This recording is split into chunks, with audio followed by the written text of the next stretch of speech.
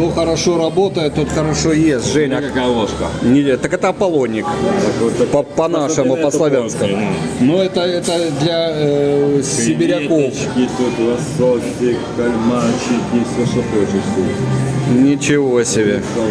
Тут много воды. Ну, Жень, получается тогда правильно, да, говорят, кто работает в компании Крафтбау и делает лучшие ремонты в Дубае, тот хорошо ест. Конечно. Да? Надо кушать много для того, чтобы хорошо работать.